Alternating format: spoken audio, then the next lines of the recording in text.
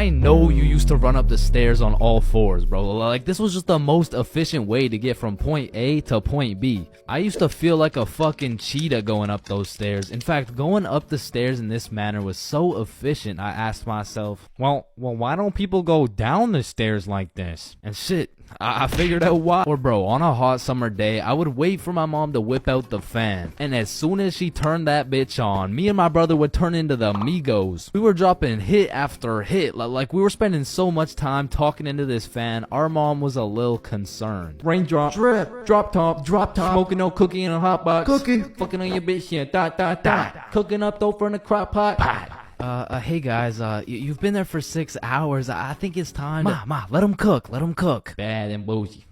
Cooking up dope with the Uzi. Hey! And speaking of cooking, when Mama Chains would whip up some good old craft dinner, I had no choice but to put a piece of KD on each prong of the fork. Like, that shit just simply tasted better, bro. Or whenever I was walking on a sidewalk, I would strategically plan out each footstep to make sure I was not stepping on a crack. Now, the funny thing about this one is...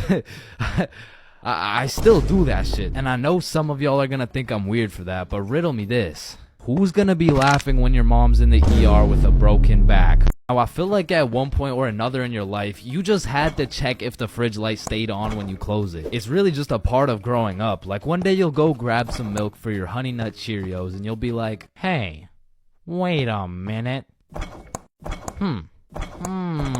Or what about when you were bored in the car and you start doing parkour with your fingers to the window? I used to hit some crazy combos and then I would go to finish it off with a backflip. Or have you ever fucked around in the living room and you broke a vase or some shit? Whoops. You know, you get a timeout or you receive a little whooping. Now, coming out fresh off that whooping, this shit could only go one of two ways. Either you bawl your eyes out and play with this fucking thing for hours, or you would plan to run away, bro. That was it. That was your only options. And I had a few of those moments where I was ready to dip. I would pack an apple and my trusty Minecraft sword for the trials and tribulations to come. And then I would look my sweet mother in the eyes and realize, shit, she's making mac and cheese tonight. I can't leave yet. And you have simply not lived if you never hid a DS under your pillow at night. Like for me, the Mario grind was 24/7. There was no sleeping. But I'm not gonna lie, I had some close calls trying to pull that shit off. Good night, Chains. Sweet dreams. Good night, Ma. Love you. Love you too.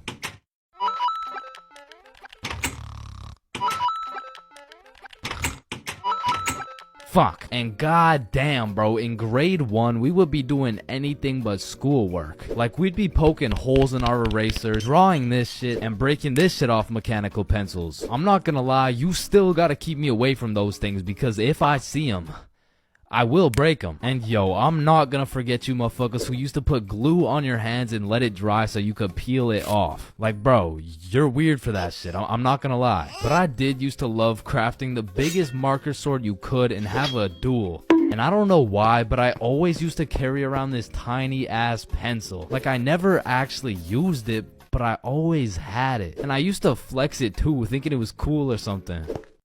Yo, shorty. Take a look at my pencil. Oh my god, why is it so tiny? Tiny? It's not that small. And bro, tell me as a kid that you never had the random urge to just do this shit. And you just stay there. I don't know why. And I'm not gonna lie, I have to contribute my entire professional stickman career to drawing on the windows as a kid. Like, Mini Chains was whipping up some masterpieces. They were on some Picasso level shit.